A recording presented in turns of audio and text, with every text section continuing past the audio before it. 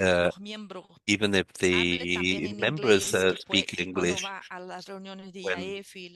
when they go to the meetings of IAF and ILAC, but in IAC in Spanish is the majority language. It's not my language, mine is Portuguese, so I have to speak one of the two, but it's important because many members of IAC share the information and the organization.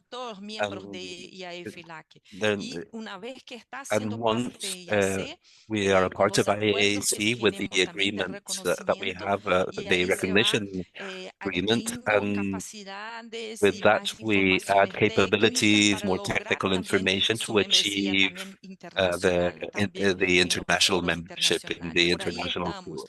So that's where we are supporting these the SMEs. We have the representatives who is here who will speak of the Andean community of nations, where we have many SMEs, also the Caribbean community. And we are working on a strategy for supporting the small industries. Many times they're not completely industrialized, but how can they have access to this a robust quality infrastructure that we have, and how can we be more inclusive? So that's what we're working on this strategy. And the next strategy, maybe on the next World Accreditation Day, we're going to talk about the efforts that we've made after the survey that we're going to present. So thank you very much indeed. Thank you so much, Andrea. And I know that over the years, there have been many efforts in IAC that have been aimed at addressing the concerns that I've seen coming up in the questions and in the chat regarding the difficulty for small and medium enterprises that are conformity assessment bodies. And I think we're running a little short on time, but we will get responses to those individuals. I would direct you to the respective websites of all of the representatives in this panel, because we do, in the cases where we have already provided resources, there are links there to the webinars, to the events that we have had that can be extremely valuable and free to all of those who are pursuing accreditation and looking to understand the complex language that we speak in the quality infrastructure. Sam, let's give it one more try. I'm fingers crossed. Yes, Warren, I am not sure if you still getting Yeah, we're still having the difficulty. Perhaps what we can do is I do have a reflection of what the Southern African Community Accreditation Corporation is doing. I will send you the reflection, and that can be shared with the participants. And I do apologize not being able to express that over this platform, but certainly I can share that with the rest of the participants, and you can see what the work that we are doing in the southern part of Africa, similar to what AFRAC is doing. We focusing on using the most important tool, which is the National Quality Policy that Dr. Etty has mentioned about. That's what we are implementing also in the southern part of Africa. And also using the ILAC mutual recognition arrangements, as well as the IAF multilateral arrangements to underpin and empower our SMEs. But if you are not hearing me very well, I will be sharing with you, and you can share with the participants in terms of what we're doing in the southern part of Africa. Thank you. And I do apologize for not being audible. Thank you. No worries, Sam. I like I said, we had it working earlier, and I don't know what we need to work on the standards for compatibility of audio systems, but we certainly would welcome your sharing your remarks and materials, and we will definitely provide that to the participants.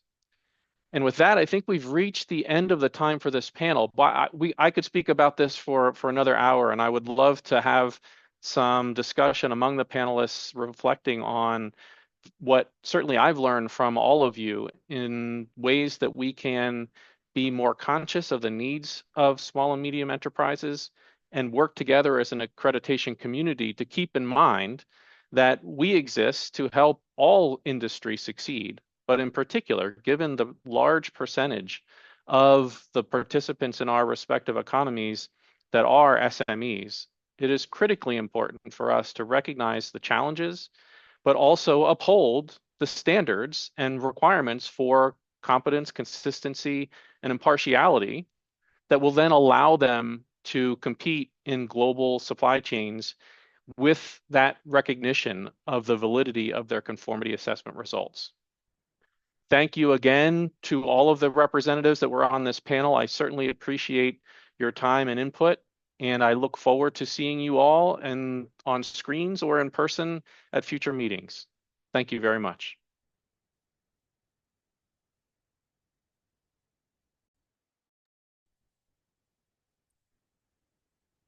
Muchísimas gracias a Warren por haber moderado este panel. Thank you, Warren, for having moderated this very interesting panel on perspectives of the different continents, as we've just heard. I'd like to thank all the speakers as well for having made your presentations and for having offered your experience. We're going to continue with panel 2. This is the experiences of conformity assessment bodies, a vision of these. It's moderated by Eduardo Ceballos, who is the head of the INN Accreditation Division of Chile. He will be responsible for this panel, moderating the panel, and the guests are Richard O'Brien, in representation of the TIC Council, which is an international association that represents testing, independent testing and certifications. Also, we have with us Israel Teixeira from, or in representation of ARAC, which is the Brazilian Conformity Assessment Association, and Carolina Lodui in representation of ASOSEC, which is the Colombian Association of Conformity Assessment Bodies. So I give the floor to Eduardo Ceballos right now for you to begin this panel. Well, thank you, Veronica. Thank you, Warren, for the previous panel.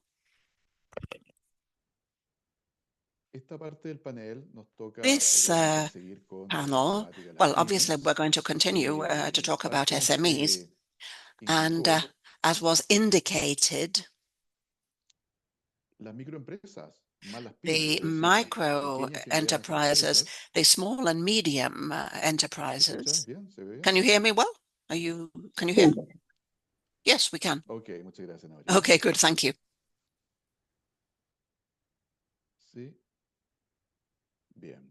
Okay.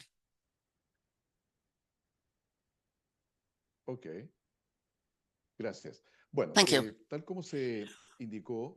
As was indicated, worldwide, the micro enterprises, together with the small and medium enterprises, practically represent 90% of the worldwide enterprises.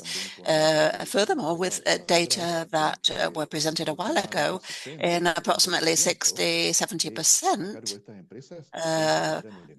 of these companies are the ones that generate employment, and about 60% of the worldwide SMEs are responsible, or including the SMEs and the micro enterprises as well. Specifically, in the case of Chile, which is where I live, about 10 years ago, about 80% of the companies were SMEs.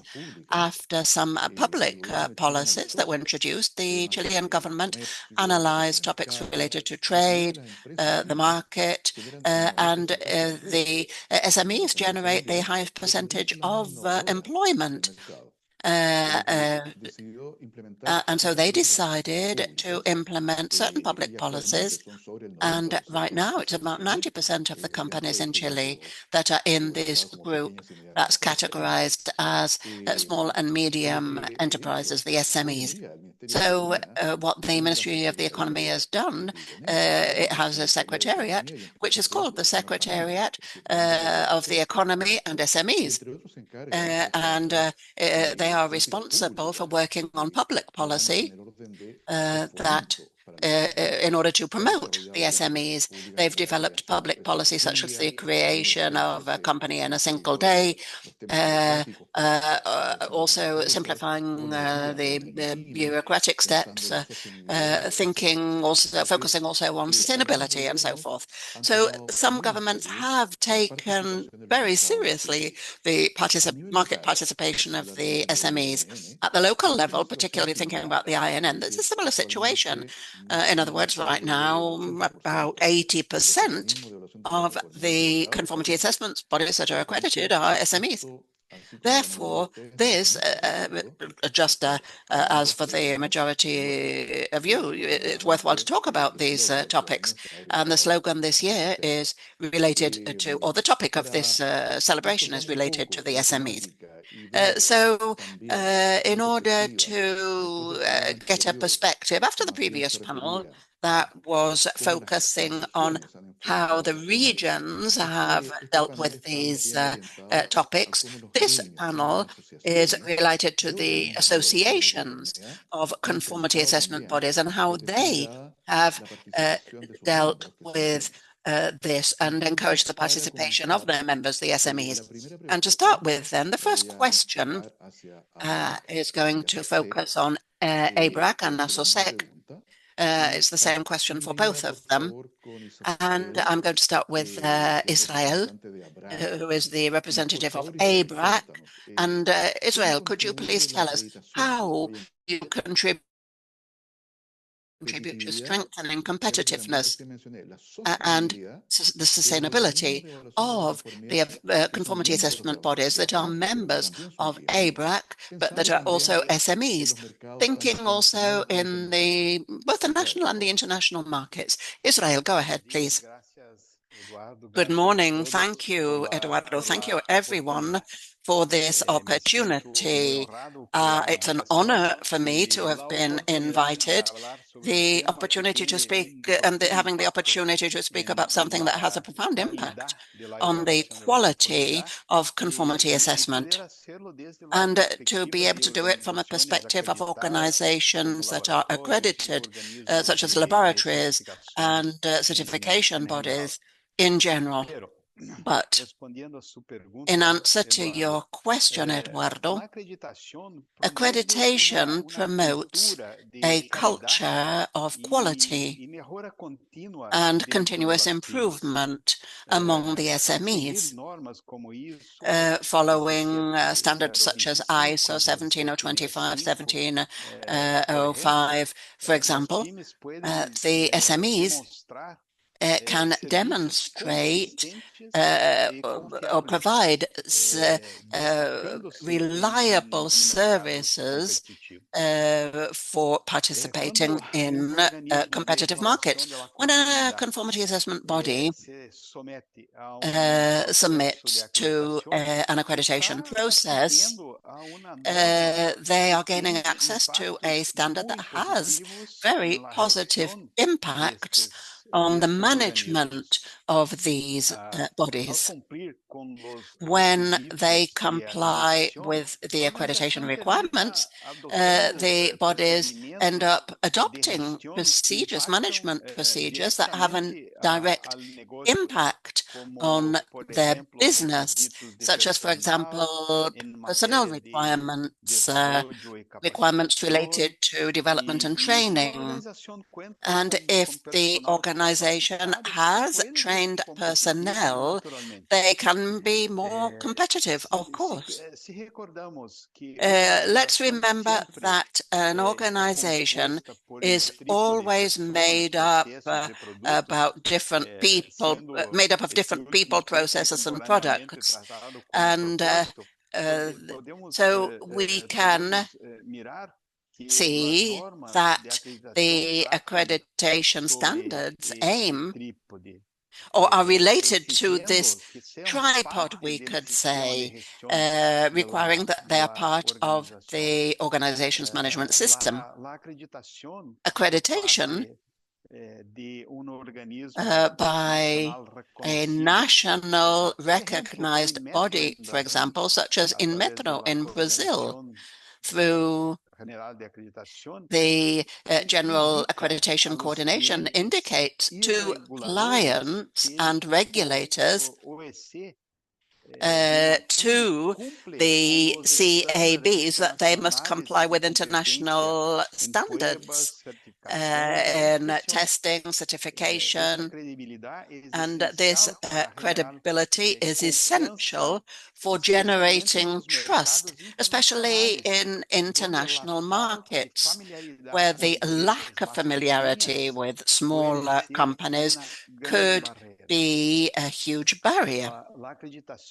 Accreditation guarantees that the services of the SMEs be recognized at worldwide level, facilitating access to international supply chains and increasing their competitiveness as compared to larger enterprises. In the cases of ARAC, which is the Brazilian Association for Conformity Assessment, all members with the right to voice and vote are conformity assessment bodies that are accredited by the General Accreditation Coordination in Melo to allow membership of small organizations and medium enterprises in ARAC. And we have categories such as laboratories. In laboratories, there are 4 categories for members. Laboratories that have over 300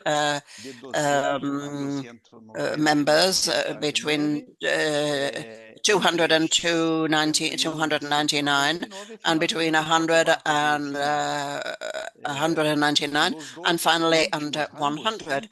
The last 2 would include laboratories and small certification assessment bodies and medium-sized ones too. For the members, well, right now, 26% of our members are small enterprises, and 19% are medium enterprises.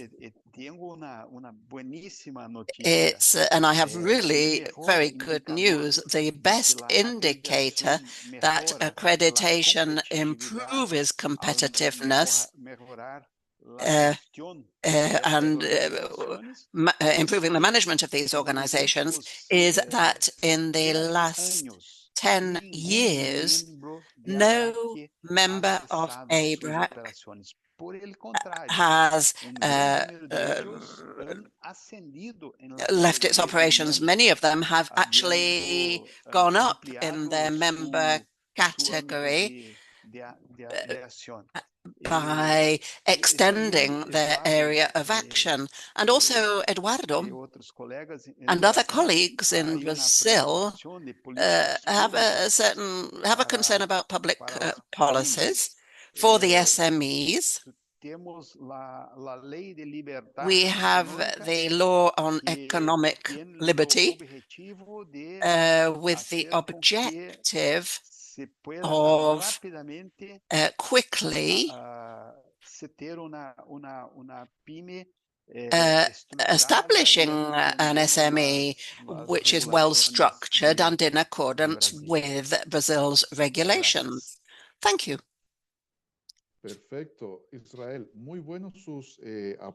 Perfect, Israel. Your comments were very interesting. I think that for those of us who have dealt with these issues and have supported the development of public policy, and in my case personally, in INN, supporting the Ministry of the Economy, the ministry itself has concluded that the risk of the SMEs is sustainability, and sustainability particularly requires a strengthening process. Specifically what you were just saying, that's very important in order to be competitive, to remain in the market. It's important to be able to provide reliable services. So accreditation is our ally, but to maintain the competitiveness of personnel, so that not only are they highly qualified, but to maintain that high qualification, this is significant. And so this important to implement that standard. And I was interested in the point that you mentioned. And of course, this indication or this indicator, even though it's very simple, is probably the best of the indicators. So thank you very much, Israel. In the same, along the same lines, what ABRAC has just shared, Israel has just shared with us, Carolina, from the point of view of ASOSEC, how have you seen that accreditation contributes to strengthening competitiveness and sustainability of the members, the SME members in your association? Go ahead. Eduardo, thank you very much.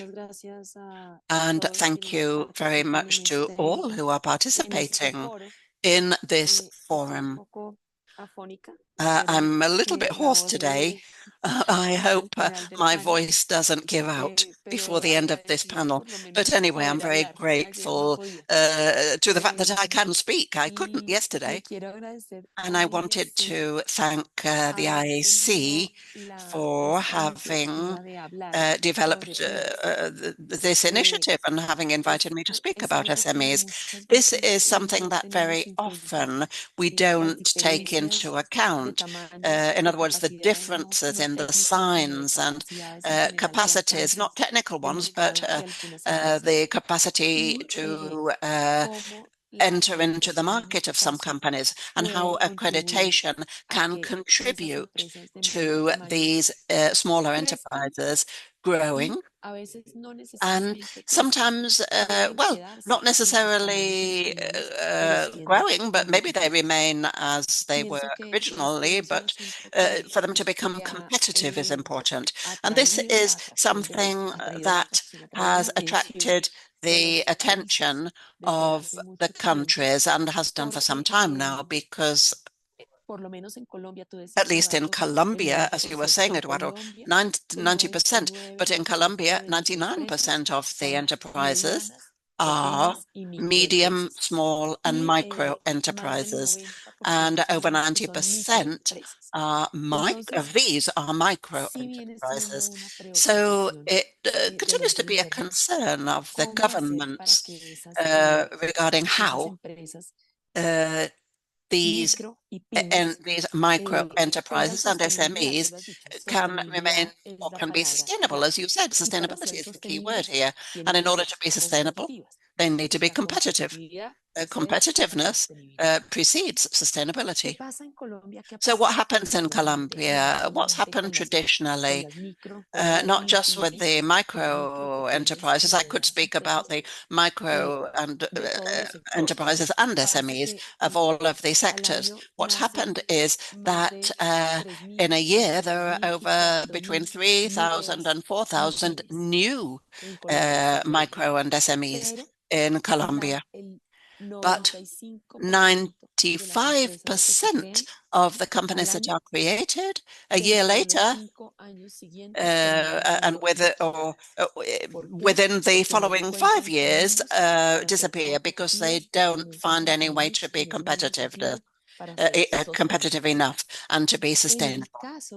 In the case, and this is quite interesting, in the case of the micro, small and medium enterprises and the CABs, there are elements of sustainability with the other SMEs in the other sectors, but there's one element that doesn't exist in the other sectors, and that can result in competitiveness, and that is accreditation. This is something that when you see it, you can say, well, the CABs already have an additional tool that they can use to be competitive and that they can use for being sustainable over time and not die out. As I was explaining that here and in many other countries, they do disappear within a 5-year period after having been created. So what how is accreditation provided for sustainability in the SMEs? It's provided, as we know, by trust. It's based on trust. Market, the trust of the market. It's different being in a company, CAB that's accredited, compared to one that isn't accredited, or any company that isn't accredited. So in its technical competencies or in its processes, in its ethics, its form of acting, it could be that they have the same conditions. However, for a consumer, and in this case, well, the consumers are the clients, the companies, the importers, for them to scrutinize a CAB to see if it complies with all of these conditions is not viable for them to do it individually. So what is the way that you can automatically have this trust? You can see that the SME is accredited. That's the way. So the accrediting body can save the user from all of this task of verifying if the CAB that's going to provide the services can provide reliable services and is trustworthy. Accreditation is a huge ally. Sorry, I apologize. I'm going to ask somebody to turn off your microphone. Can you turn off your microphone, please? Accreditation is a great ally of the SMEs, and accreditation represents a cost also for the SMEs, and this we need to take into account. So for this cost, and in terms of all of the input and supplies that you need, it's not just the value that you have to pay for accreditation, it's the time required by an SME for the procedures that will result in accreditation and that they need for continuing to be accredited as well. So all of this, of course, for an SME represents a burden in proportional terms that's much greater than what it represents for a large company. So what can the SMEs expect from this huge effort that they need to make to achieve accreditation?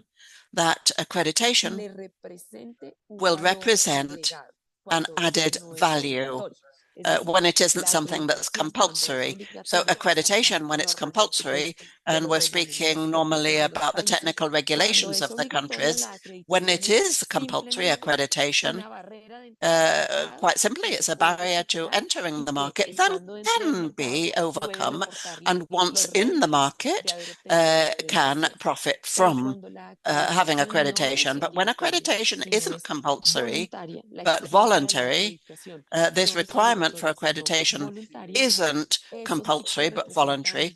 This represents a challenge because for the SMEs, well, they need to be very clear that this would add value, and that doesn't always happen. So it's in this type of forum and in our associations as well in the countries and in our systems, in our quality infrastructures in the countries. This is where we need to focus on non-voluntary accreditation really representing added value for the SMEs. How can we do this? We can promote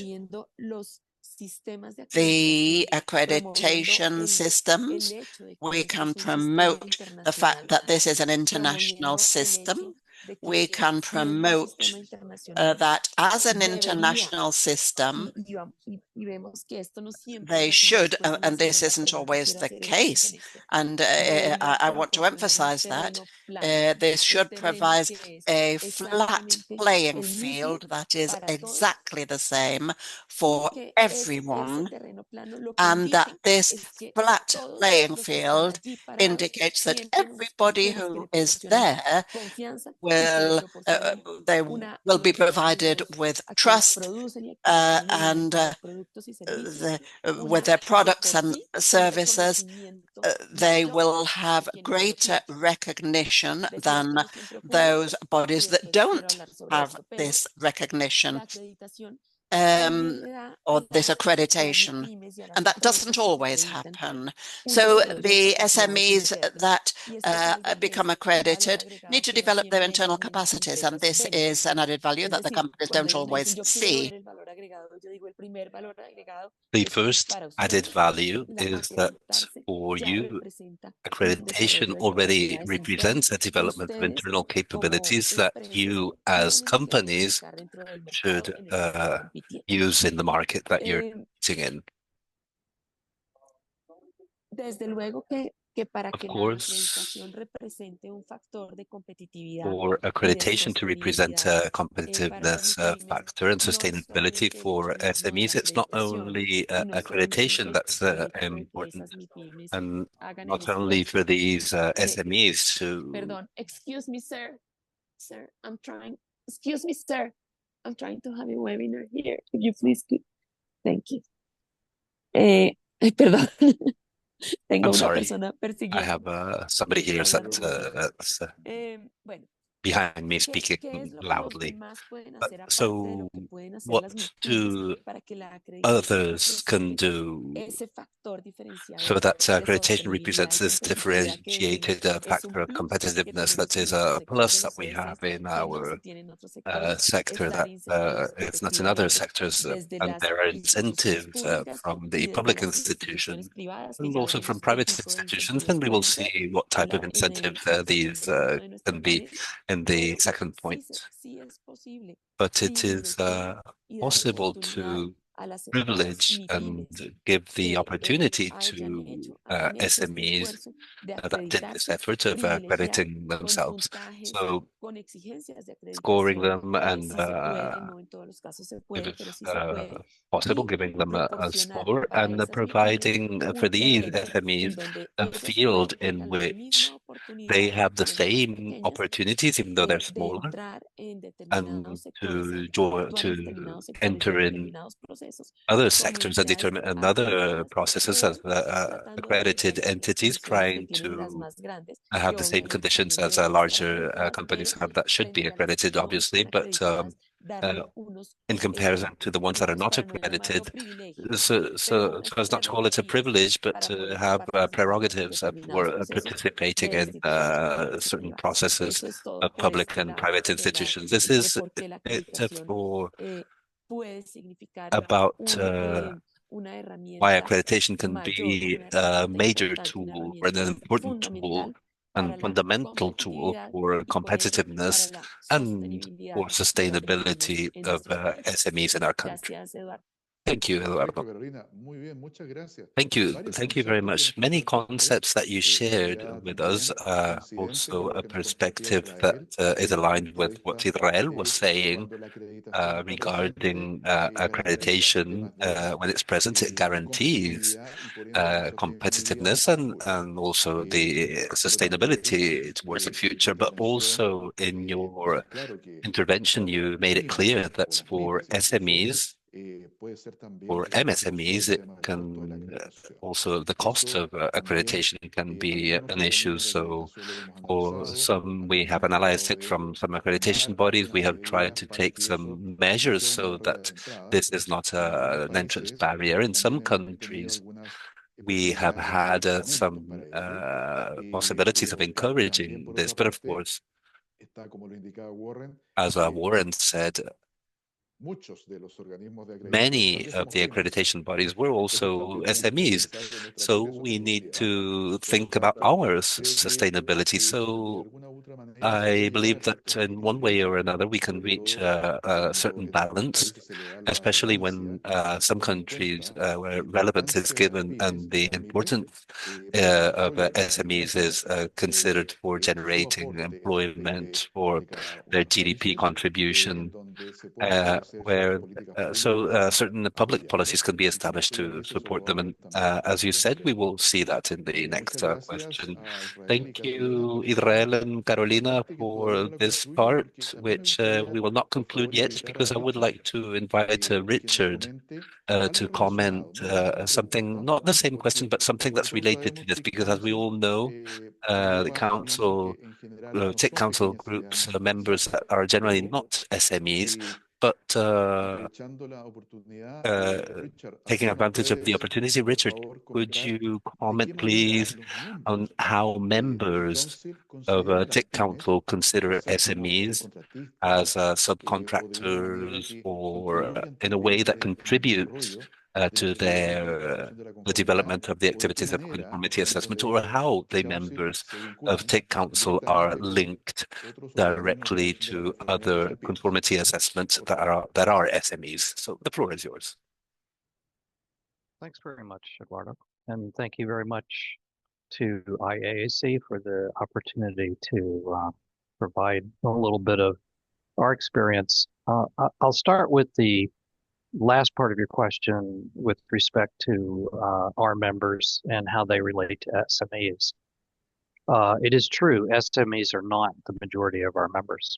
However, it's also true that to the extent that SMEs specialize in certain areas of testing, which may make them good candidates for subcontracting from members, there would not be any subcontracting if they were not accredited.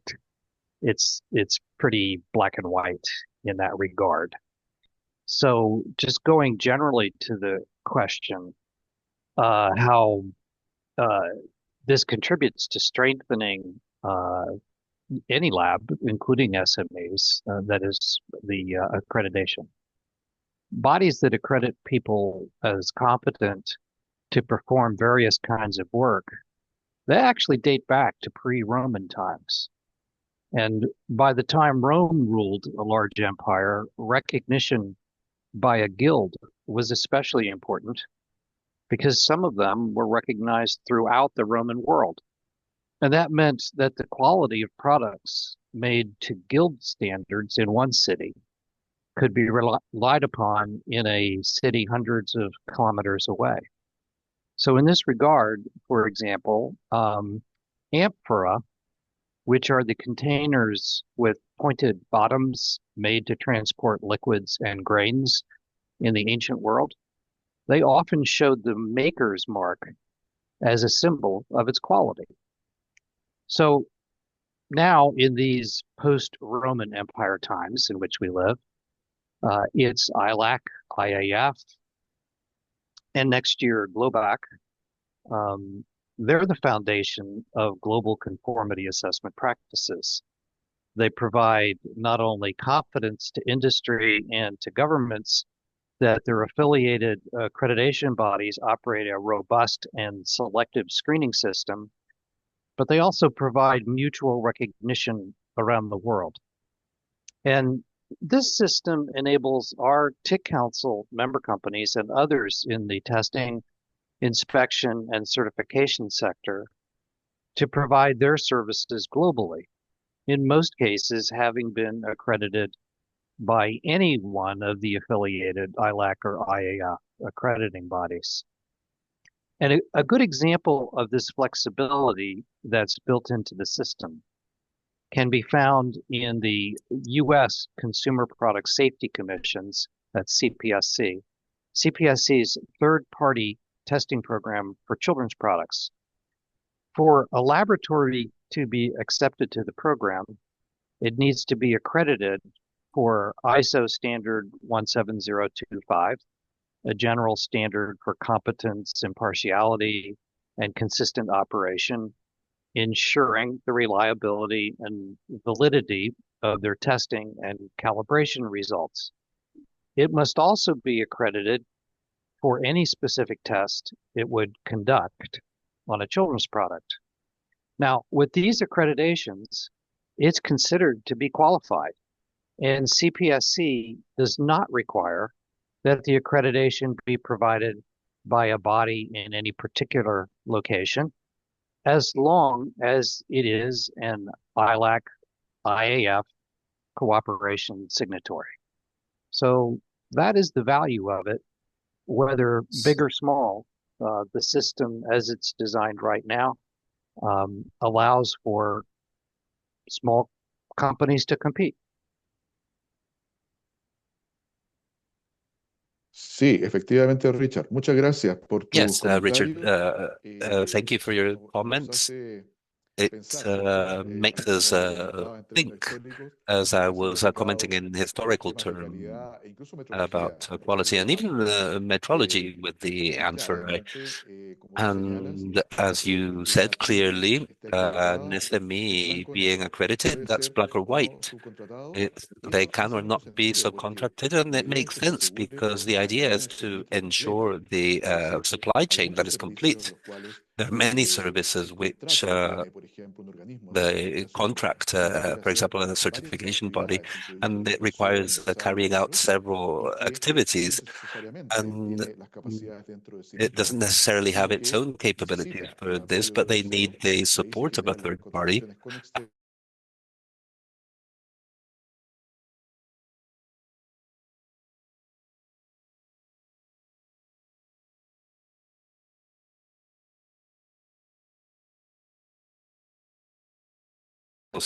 And for ARAC, I will begin with Carolina.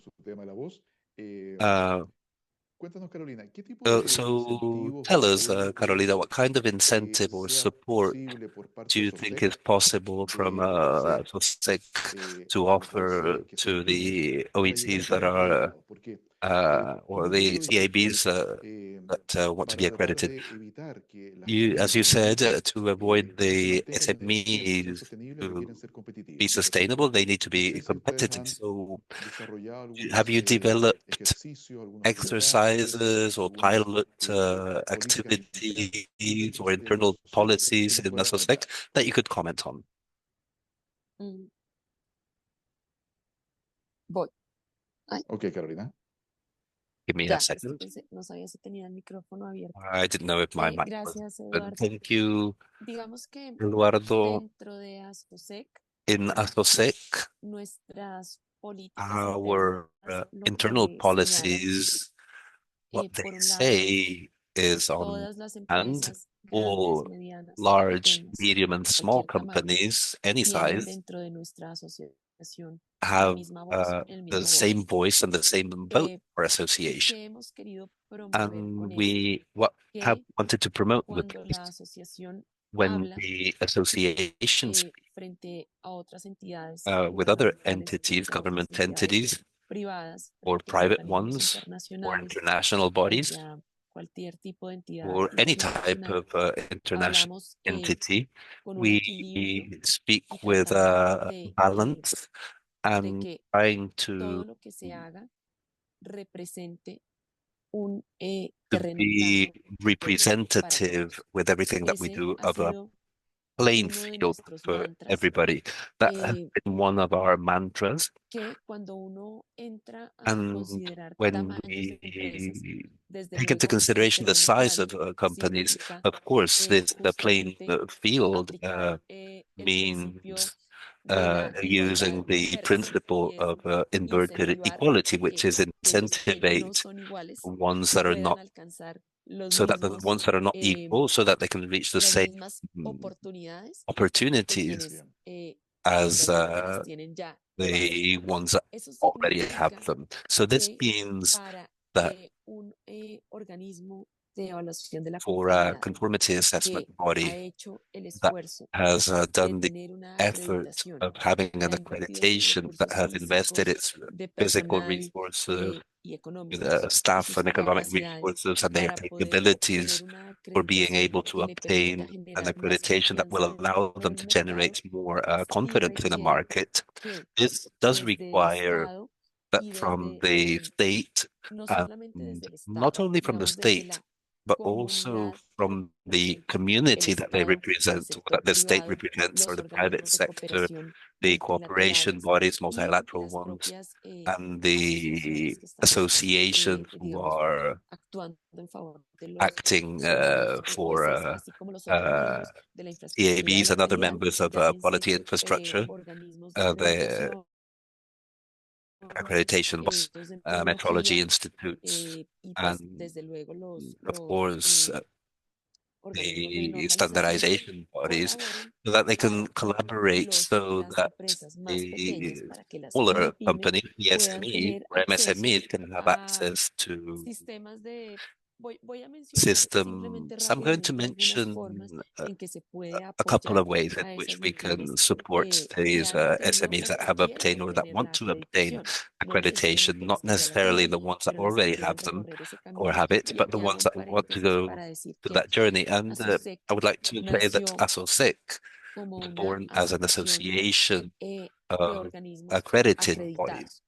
Its basis was accreditation, and its existence was based, or its creation was based on that. Just allow me to interrupt you. They are telling us that we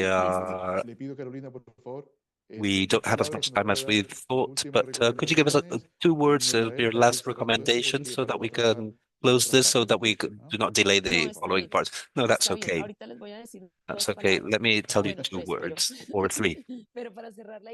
But for closing the idea, last year, ASOSEC included in its bylaws the possibility for bodies that are not accredited yet, but that they are planning to join an accreditation route, so that they join the association with what purpose? With the purpose of supporting them for accreditation. I was saying there are many mechanisms of funding, technical support, or for supporting participation, or giving them more scores. In SMEs, there are many mechanisms for supporting them, but the 2 words that I want to put on the table are the best way, listen to this, the best way of supporting the MSMEs, so that their accreditation is really represents, in terms of competitiveness, the added value that it should,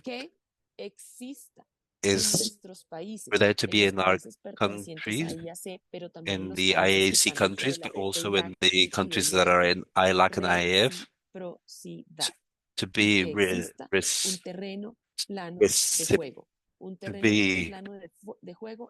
to have reciprocity in the field, so that all accreditation bodies use the same standards and the same criteria for carrying out accreditations. And I would repeat, I want this, if you tell me to summarize, it's reciprocity. If I have an accredited SME that has done this effort and this investment, if when they go to other countries, they will find regulatory barriers, or technical barriers, or administrative barriers for being able to, or so that there are certificates accompany products that are being exported to other countries. Thank you, Eduardo. Thank you, Carolina. That's a topic that we have paid attention to, and we have done that through the international agreements, and we have seen that it's not being done 100%. So there are topics that we are working on at the interior, it's an internal level of IAC. So if you have anything to add, Israel and Richard, to close this phase of Eduardo, on my behalf, I think Carolina mentioned the fundamental point. I think it's perfect. Excellent. Thank you, Israel. Richard? How many minutes? Uno, por favor. One, Okay. please. Okay, 1 minute. Yes. So One for a minute, please. conformity assessment body that wants to be competitive within the quality infrastructure, to be trusted, the list of accredited services it can provide is like the list of academic degrees behind a professor's name. And of course, professors and laboratories can make claims that aren't true, but having accreditation behind you is really the thing that gives your work value in that regard. And don't forget, ever since we're kids, we have always probably done our work better if we know that from time to time somebody's going to have a look at it. And that's part of the accreditation process. So that brings real value also, and improvement and quality with training, safety, calibration requirements, and all those things that make a conformity assessment business run better.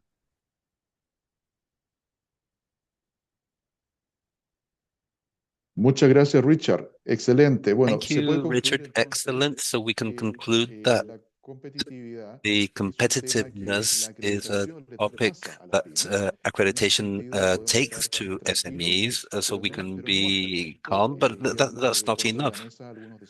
There are still on the table some challenges that we will have to work on all together. So thank you very much to all the participants of this panel, and I will give back the floor to Veronica.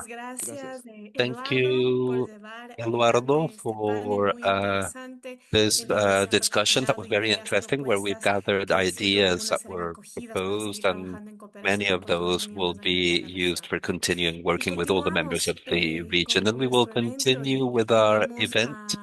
And we have Andrea Melo once again with us.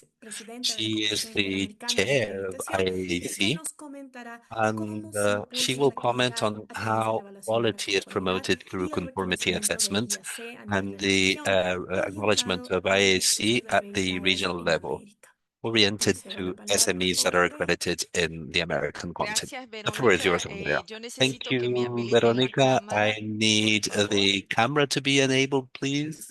Dame un momento. Give me a second.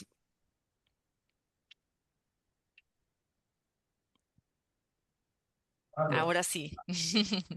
Muchas Now, gracias nuevamente. Voy can a see me. Thank compartir you very much. mi I presentación. will share my No, presentation. no puedo compartir. Yo solicito que Oh, I por cannot favor todos share. la compartan So could you mientras share yo it voy hablando. while I speak?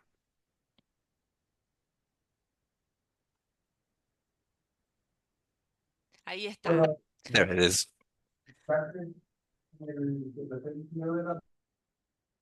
Ok, muchas gracias. Thank you. Entonces, es un placer It's a hablar con pleasure ustedes to nuevamente. speak Ahora to you once de again. manera un poco Now más de números we'll speak a bit more técnicas, about numbers basado and en una technical encuesta aspects que based hicimos on a en survey that IAAC we por did in ocasión del Día IAAC Mundial de la for Acreditación con the este World tema de Accreditation empoderamiento Day a las about pymes. La empowerment of siguiente, por favor. SMEs. Next slide, please.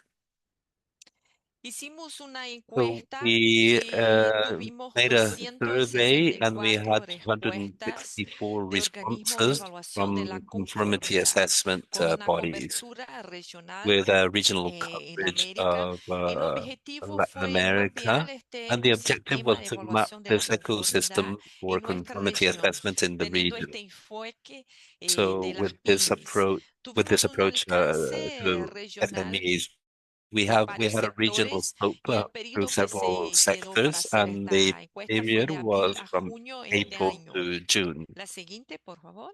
Next one, please. Y ahí ustedes pueden ver And la here distribución you can see geográfica the de geographical los distribution respondentes. of Enviamos a todos, the pero a persons who uno se responded. sensibilizó más y se contestó. Recibimos We 87 received respuestas 87 desde Perú. responses Muchas from gracias a Perú por su Peru. Thank you, Peru, participación. for your Recibimos participation. We 35 received respuestas de Brasil, 35 from 17 Brazil, Colombia, 17 from Colombia, Ecuador y Uruguay con Ecuador and 5 Uruguay, y una concentración 5, de and a concentration of 63.3% de 63.3% estas of respuestas the son sectors in the first 5 countries. The 54 countries had the opportunity to participate. Next one, please. And here you can see the entrepreneurial profile. Most, as we expected, are SMEs, the ones that responded. For example, small ones were 34.1% and 40.5% were medium enterprises. The large ones represented a significant amount of 19.3%, and the very large ones, which are companies with more than 250 employees, were a total of 6.1%.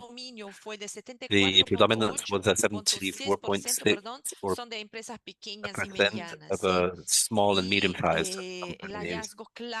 And the key finding is from medium-sized companies that they lead exports with 18.7%. Next one, please.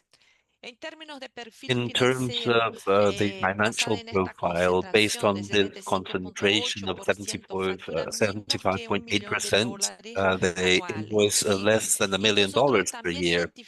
And we also identified a low level of correlation between high invoicing and export. Next one, please.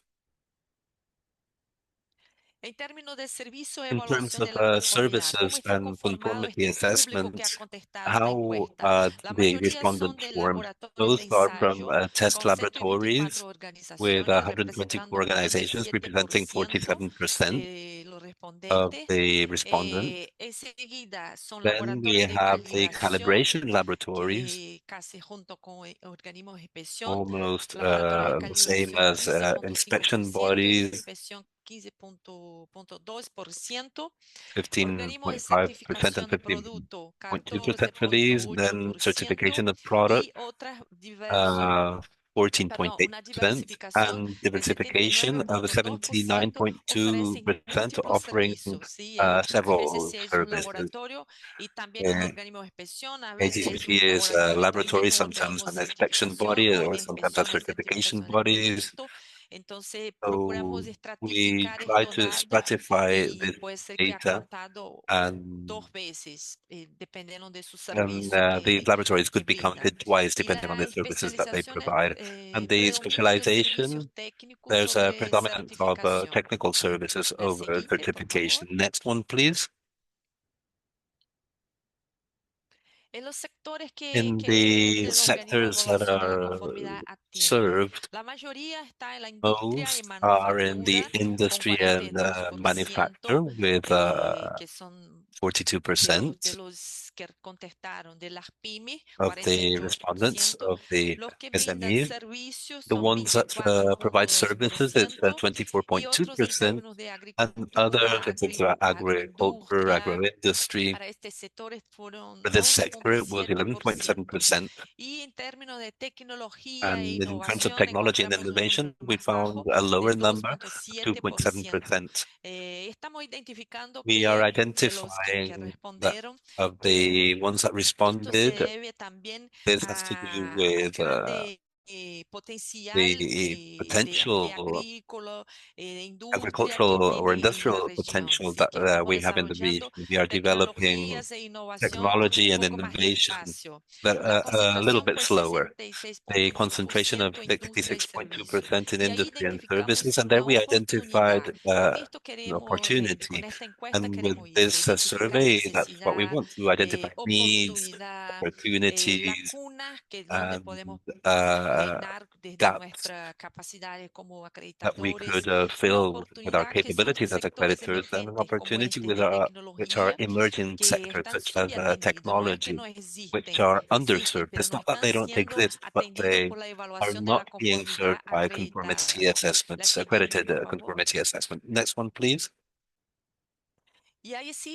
And here we have the operating capacity. We have a median, robust median capability, 325 certificates per year.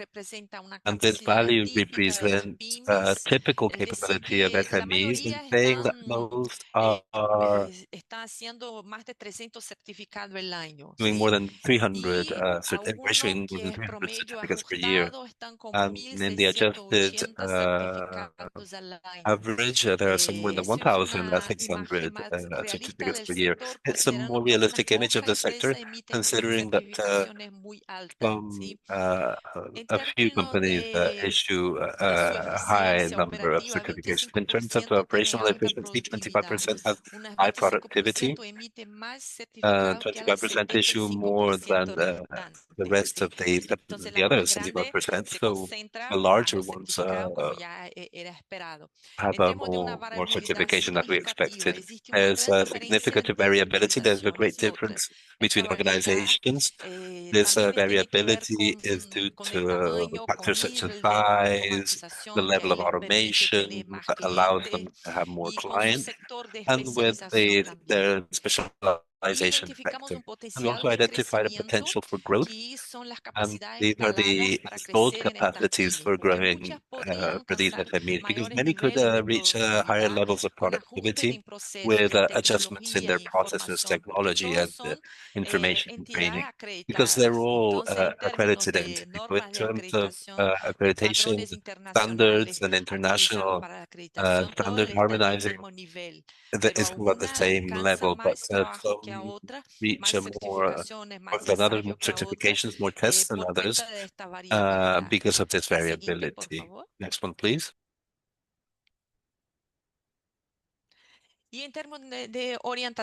And in terms of market orientation, we also identified a disparity, because 38% of the 264 SMEs that answered export services.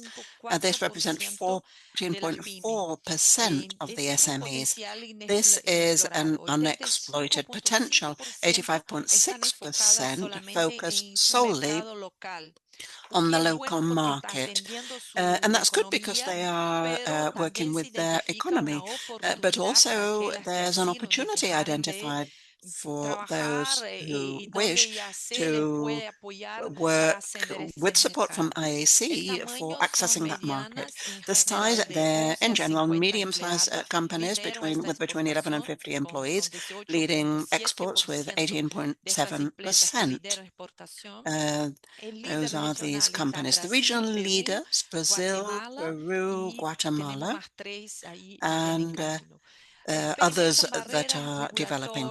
There are regulatory and technical barriers, but also knowledge limitations regarding how to expand their activities. And one recommendation that we've been making, and that we're going to work on too, with talks and workshops, discussions with these organizations, are support programs to overcome barriers and promote internationalization. Because even though markets are opened for internationalization, also there are more capacities required regarding international techniques, international standards.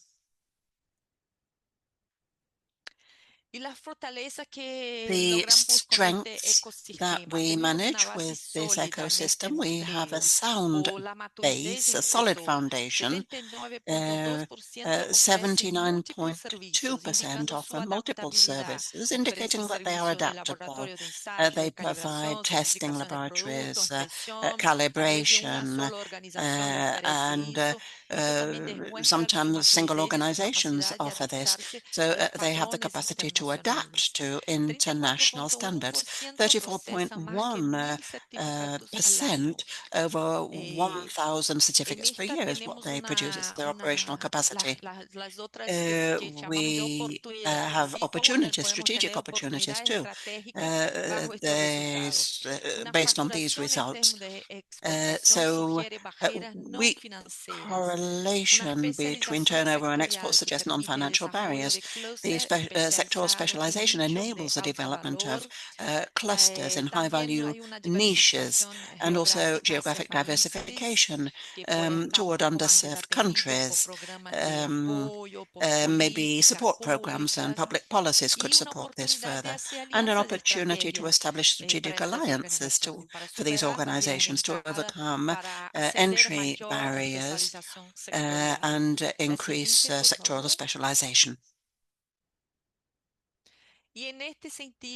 And in this context, the IAAC is working with new strategies for directing efforts based not only on this survey that has very significant results, but in all of the discussion meetings, technical groups that we have, the executive community, the General Assembly. So based on all of this input, we are developing specialized clusters and promoting regulatory frameworks that are accessible by country and sector. This is an initiative that we are starting to promote, for example, also as technical activities that we're prioritizing the creation of reference material for regional use and the design and implementation of proficiency tests tailored to strategic sectors for the region, focusing on sustainability and on up-to-date topics. And as I was saying at the beginning of the event, this first conformity assessment meeting between the government, the industry, and the bodies that's going to be held in Santo Domingo, related to the circular economy and the opening of markets. All of the IAAC members are invited to participate in this. It's going to be an in-person event, and based on this experience, during this event, we're going to program future meetings, maybe virtual meetings too, to take advantage of the lessons learned during this in-person meeting. We're looking forward to this very much. We launched this idea based on the conversations that we had with the stakeholders and with the executive committee of the IAAC and other members of regional corporations in order to use or to make this language of accreditation more accessible, how we can coordinate with the service users, with the governments, the scheme providers for conformity assessment. And we know that it's a strong tool capable of transforming regions and countries, transforming companies, providing them with more technical capacities. But we identified that it's necessary to communicate better this for them to use us, so that conformity, accredited conformity assessment that's recognized, be used more, and in order for it to be facilitated by the access to this training and for obtaining accreditation and how to achieve an accredited conformity assessment. So this first meeting, well, we think it's going to be very successful because we have a lot of people registered, and we're approaching the date, and there seem to be a lot of people interested. So I'm very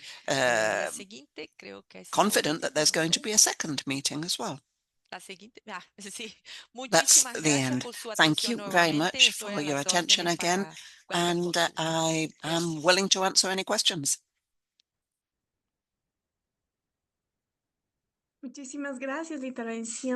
Thank you very much for your intervention, Andrea, Melo, and the important information that you collected through the cooperation, and we're sure that the work will continue and that you're doing it well. So we are approaching the end of this activity, and to close with, we've got panel 3, the role of accreditation in strengthening the SMEs, and we are going to look at different perspectives of significant actors in the region. The first one is the Andean community. with Olga Lucia Pesca, who is with us from this organization, and also from CROSQ, the databases and quality infrastructure, with the representative Sharon May Walker, who are here with us today. And to moderate this panel, we have Martha Mejia, the Executive Director of the Mexican Accreditation Body, and will be helping us with guiding this discussion. Go ahead, please. Thank you very much, Veronica. Good morning, good afternoon, everyone. I am grateful for this invitation and the honor to be directing this panel. It's been a privilege to hear during this event panelists who've shared their important perspectives based on the activities that they implement in the regional corporations on accreditation and also the conformity assessment bodies. And now for me, it is a real pleasure to be able to moderate this panel where we are together with, as Veronica said, with two experts on this topic who are going to share, based on their experience and leadership, what strategies and actions they have implemented in accreditation, using this as a strategic tool for growth, competitiveness, and internationalization of all of these SMEs, particularly in the context of where both are representatives of the Andean community and of CARICOM. So in this space, we hope to be able to share with all participants how to make these services, accreditation services and testing, etc., visible, and how we can provide trust in these SMEs so that they can improve access to these markets. And finally, to comply with the international requirements, as we have heard in many of the questions that have been asked during this. There is a great deal of interest regarding taking advantage of all of this information. So Sharon May and Olga, I'd like to start with you, Sharon May. Maybe you can talk about what strategies, regional strategies exist or can be promoted for the SMEs to take advantage of accreditation as a tool that will allow us to access new markets and in order to comply with the international technical requirements. Thank you so much, Martha. It is so good to see all of you. Happy World Accreditation Day, IAAC, and all our stakeholders. It's a privilege for me to share with you on behalf of the CARICOM Regional Organization for Standards and Quality and what strategies we currently are utilizing to leverage accreditation as a tool for accessing new markets and complying with international technical requirements. But before I do that, I know many of you may not be familiar with CROSQ. So let me take 2 minutes and quickly tell you what CROSQ is all about. CROSQ, or the CARICOM Regional Organization for Standards and Quality, is a regional intergovernmental organization in the CARICOM region. It includes all 15 member states of CARICOM, Antigua and Barbuda, the Bahamas, Barbados, Belize, Dominica, Grenada, Guyana, Haiti, Jamaica, Montserrat, St. Kitts and Nevis, St. Lucia, St. Vincent and the Grenadines, Suriname, and Trinidad and Tobago. We have the responsibility, the awesome responsibility of promoting the development and harmonization of standards, metrology, and importantly, accredited conformity assessment in the region.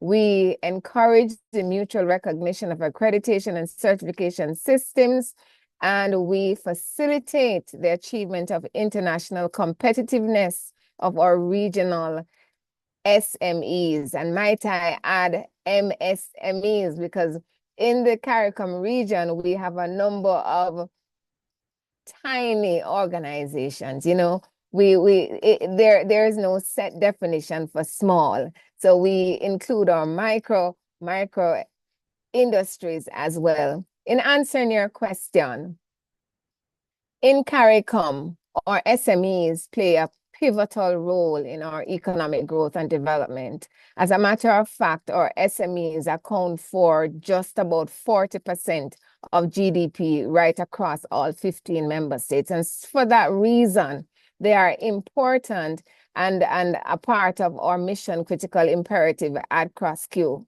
What are some of the strategies that we currently use or that can be used by other organizations that can promote the effectiveness of accreditation as a tool for accessing new markets and complying with international technical requirements? Key and the key strategy is sensitization and awareness building.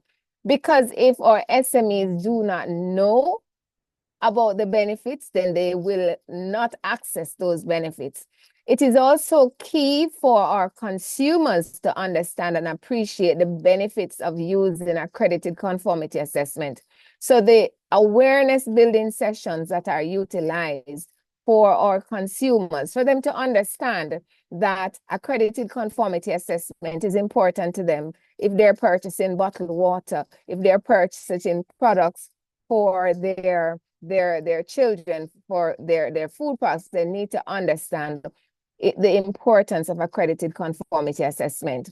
Or SMEs, many of them are unaware of the positive benefits of using accredited conformity assessments. And so we have to be intentional in how we apprise them of the importance of not only buying a conformity assessment service, but buying an accredited conformity assessment service and ensuring that the service is from an accreditation body that is internationally recognized. So there are two levels. We have SMEs, or conformity assessment bodies, and our accreditation bodies can be considered SMEs. We have the SME clients of our conformity assessment bodies and our accreditation bodies.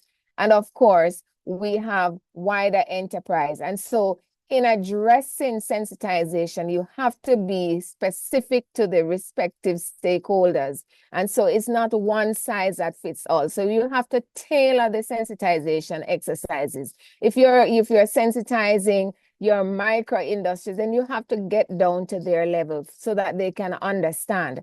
And these are very tiny mom and pops too. And so it's important for us to be proactive, to engage, for the governments in the region to engage with the SMEs as well, because this is crucial. Last year, well, perhaps it was 2023, we had the Ministry of Industry, Investment and Commerce in Jamaica hosting an MSME roadshow.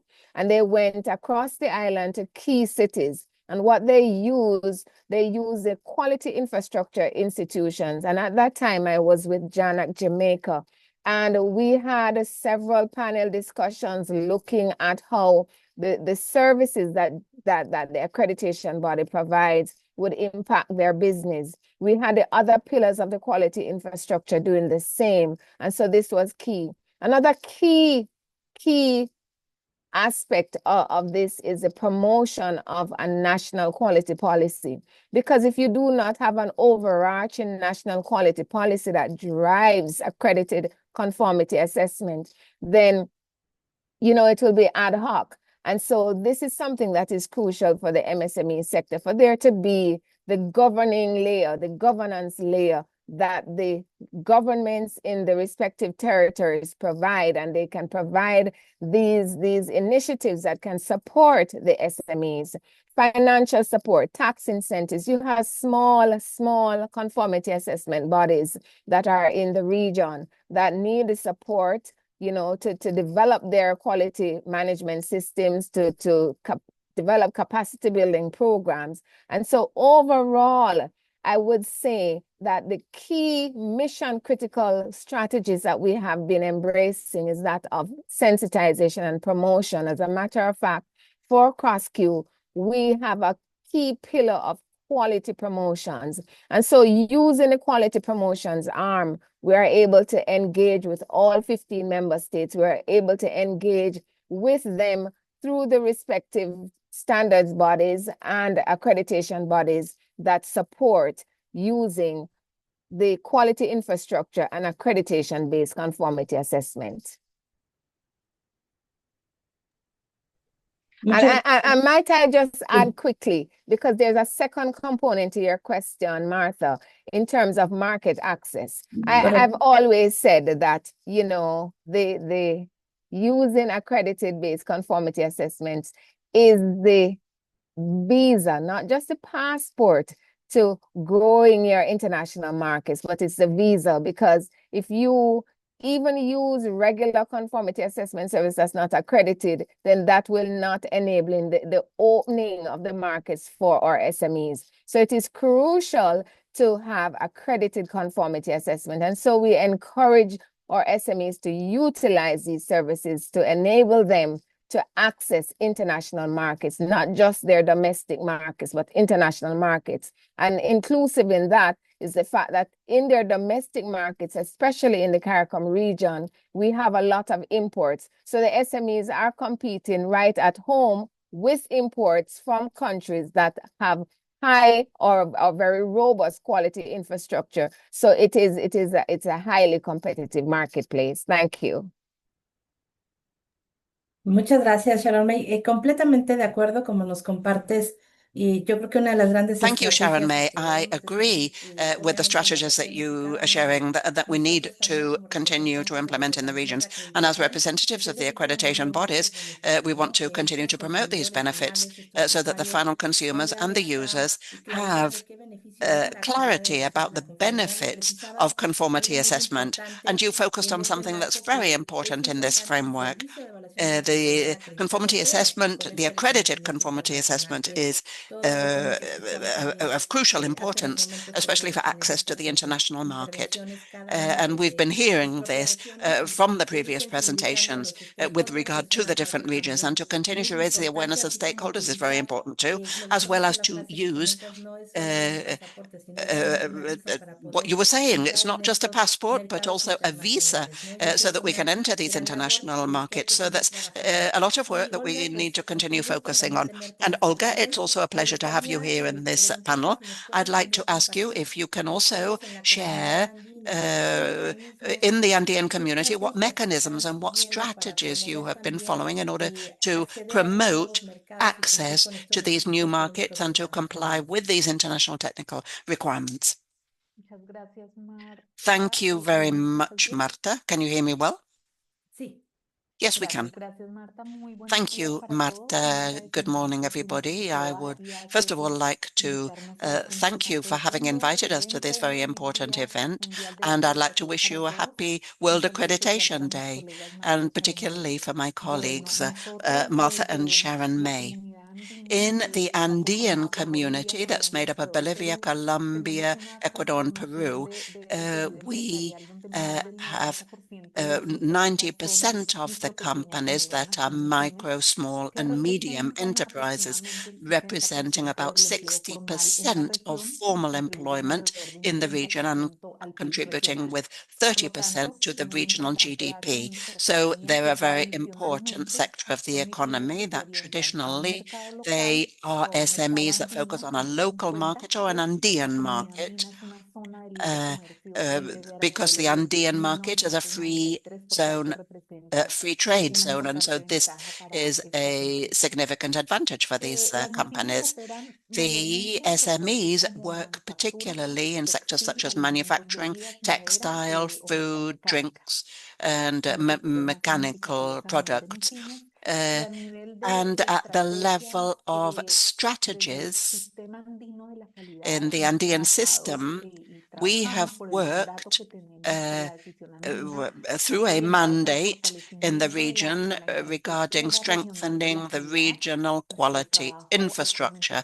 The work that we do focuses at present on developing this quality infrastructure. However, in accordance with your question, the strategies that we could promote I consider that the most important ones for the SMEs that taking advantage of accreditation, not only to comply with requirements, but also for quality. In other words, the quality as a basis for our work. Regarding the standards, this goes from the management level. There's a need for information in order to include everything that represents by the implementation of a quality standard related to productivity and to a specific market that the companies have as their target market, and also training for all of the human capital that participate in the production process at the level of suppliers, of logistics as well, and others. The training will allow them to make strategic decisions related to seeing quality as an added value, including all of the benefits that this entails, rather than something that's compulsory or something that's difficult or something that's only for big enterprises. But it's important for the knowledge, and it's important to analyze what the most appropriate standards are for strategic decisions for the productive process. And this also will make it possible to understand that quality is a medium and long-term process. These are companies, particularly the SMEs, that generally don't have the quality standards, or that are in a process, involved in a process of implementing quality. So it's a process that they need to follow step by step, because very often, because of a lack of knowledge or information, they might reach decisions in which the implementation of a standard might be very complex. So to have that training regarding the quality standards will make it possible as well for to improve the process and focus on raw materials that need changing, and special decisions related to human capital, and also to develop efficiency indicators that are important for implementing standards. This training process will make it possible to understand the conformity assessment required for certification, because this is the final part of the standard implementation chain. And so it's important for them to understand this process, because it can be very different in the different standards. It might require a visit or one by auditors. It might require analysis of the availability in the region of conformity assessment tools. It covers all of this and more. So training is the best strategy in order to achieve quality objectives. So in this context also, in the Andean community, with IDB resources and joint work with the 4 national accreditation bodies of the member countries, we are also working right now on a project to develop the Andean service seeker for accredited bodies. We're going to have this ready in July, and for the SMEs in the region to be able to know what the supply of services is in the region for this specific process of conformity assessment. At the same time, in this training strategy that could be promoted, it's important to remember that the programs focus on the real needs of productive sectors determined in each country or as a region, because and this goes beyond what can be done in the quality infrastructure. It's rather a public policy, as Sharon May mentioned, to involve other sectors, such as ministries of the education, or a public policy that entails this availability. Likewise, for the Andean community, in order to promote the importance of accreditation and the impact that it might have on trade for the companies. We have in the Andean quality system activities such as the development of technical regulations, Andean ones, through which we promote specifically that the companies use the conformity assessment schemes that will allow them to generate trust in international markets, and other strategies that we could promote at the regional level, assistance, technical assistance programs. However, in an experience that we have in this field of technical assistance, it's not enough just to be an expert in the productive process. I repeat, at the management level and the level of human capital, there's no information, no training in standards that are being implemented in the companies. And likewise, there are some strategies that can be created, such as financing strategies, technological changes, funding for certified laboratories, and thank you very much, Martha. Thank you very much, Olga and Sharon May. I would like now to summarize what we have heard about this question. As was mentioned by you, Olga, you touched on some very important points. One obviously was collaboration with the accreditation bodies. I think that is significant, and public policy that's also so necessary, and training too. We think it's very important, the knowledge among the organizations for them to be able to make better strategic decisions. I would like to ask both of you, because we're in the final stretch of our event right now and panel, if we can briefly, you can briefly comment on how, after what you've shared about the strategies that you're implementing in the regions that you represent today, how we can coordinate efforts with the accreditation bodies and continue to support in order to formalize these SME. If you could make brief comments so that we can conclude this panel. Olga, maybe you can start now, and then we'll continue with Sharon May. Yes, of course. We in the Andean community have our quality system, the Andean quality system, specifically for accreditation. We've got the Andean Accreditation Network focusing on Andean solutions. We've been working since 2019, although actually it was started in the creation of the system 56 years ago. So this is a mechanism that we have established for developing the services to solve the quality needs of the region.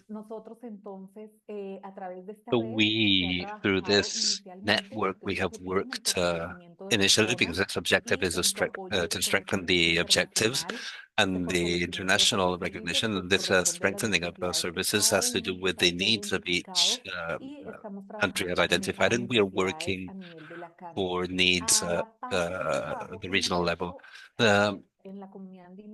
Next to this work that we have done in the Andean community, we have the Andean Committee, where we are currently working on a productive transformation project, identifying the value chains that are more strategic currently, which are three: cosmetics, foods for animals, and IT. And we are building the strategic plans, and the quality is a pillar of competitiveness, where we will define aspects for mutual recognition and quality that will benefit the regional trade.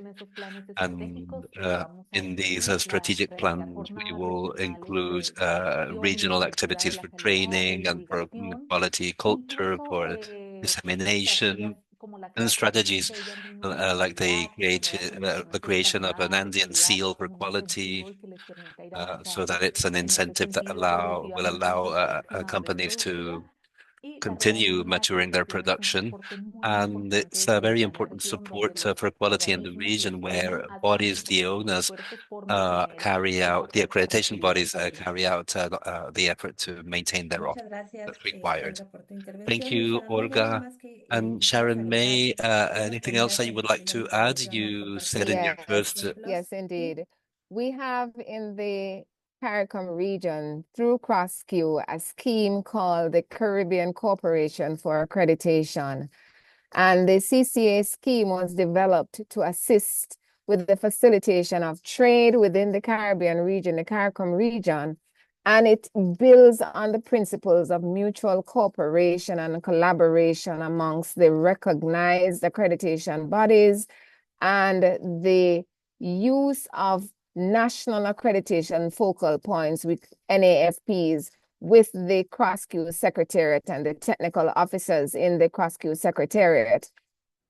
In 2012, not as long as in the Andean community, but in 2012, we had a technical cooperation agreement that was signed with the accreditation bodies in Trinidad and Tobago and Jamaica, the Trinidad and Tobago Laboratory Accreditation Service, TT Labs, and the Jamaica National Agency for Accreditation, now trading as JANAC Global Accreditation.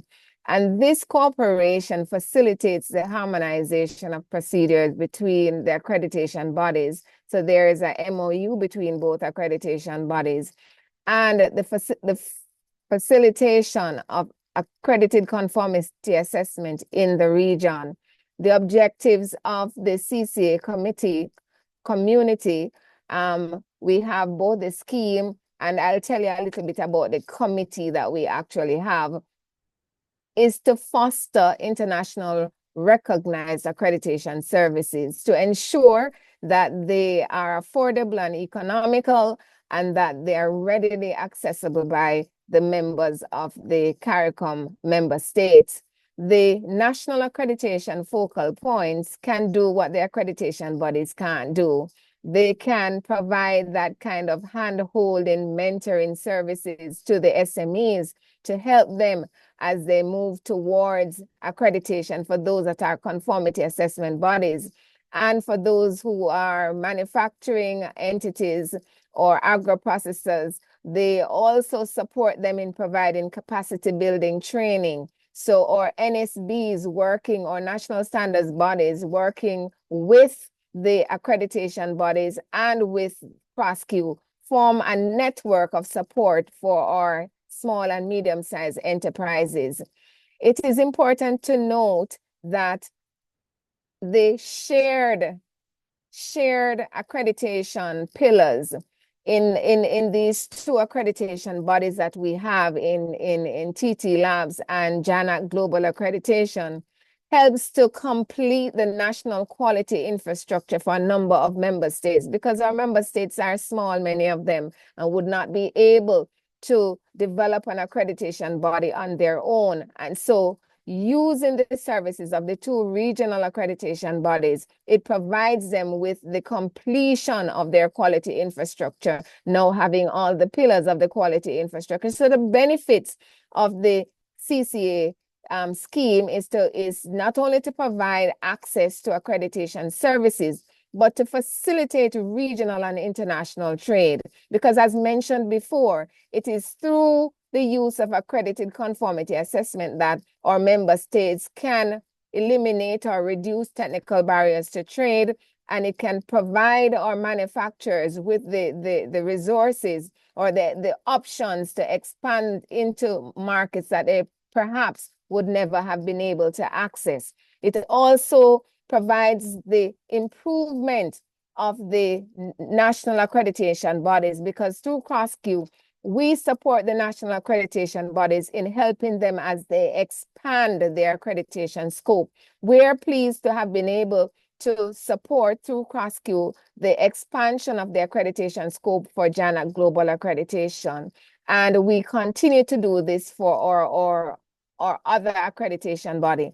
And we know that TT Labs is progressing towards becoming a recognized accreditation body, a full member, but we continue to support both accreditation bodies as they function together as a network to support the SMEs in the CARICOM region. Thank you so much.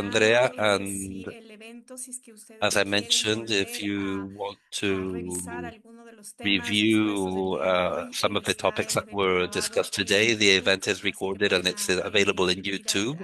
And you can go to the IAC account in YouTube and you can find the video there.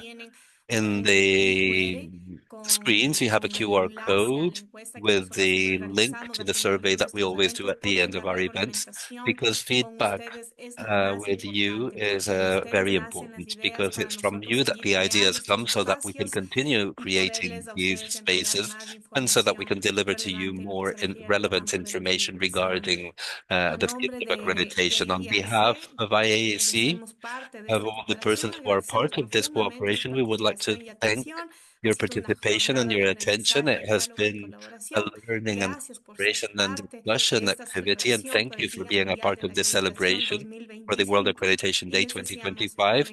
And please have a nice rest of the day. See you next time.